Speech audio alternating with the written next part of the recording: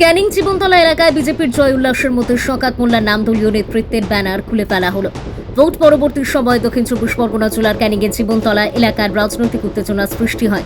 অভিযোগ, ভাঙড়ে পরাজিত তৃণমূলের সক্রিয় নেতা শওকত মোল্লার পার্টি অফিসে উঠে বিজেপির সমর্থকরা বিজয় উল্লাস শুরু করেন। সেই সময় শাসক দলের নেতা নেতৃত্বের দলীয় ফেস্টুন, ব্যানার এমনকি শওকত মোল্লার নাম সম্বলিত বোর্ড খুলে ফেলে দেওয়া হয়।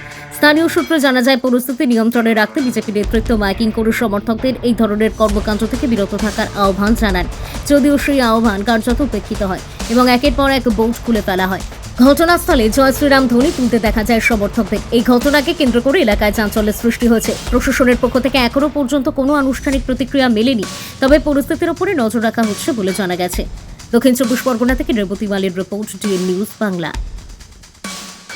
পরিষ্কার ভাই বলে দিচ্ছি, এগুলো দল সম্মতি দেয় না, এগুলো করবেন না প্লিজ, এগুলো করবেন না ভাই, এগুলো ছেড়ে দিন, এগুলো করবেন না প্লিজ প্লিজ।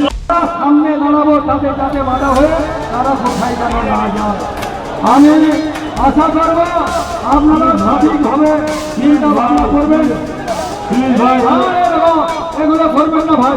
সুশৃঙ্খলা বজায় রেখে আপনারা প্রত্যেক পথে কাছে শৃঙ্খলা বজায় রেখে আপনারা কাজ করবেন, মাথায় রাখবেন। আপনারা সুশৃঙ্খলা লাল ভাই, আমরা এই রেখে আমি এখানে বিরাম দিলাম। বন্ধুগণ আপাতত মাথায় রাখবেন।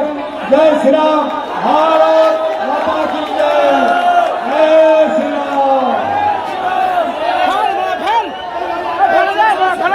এগুলো এগুলো এগুলো ঠিক না, এগুলো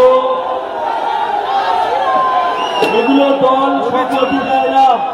পরিষ্কার ভাই বলে দিচ্ছি, এগুলো দল সম্মতি দেয় না, এগুলো করবেন না প্লিজ, এগুলো করবেন না ভাই, এগুলো ছেড়ে দিন, এগুলো করবেন না প্লিজ প্লিজ।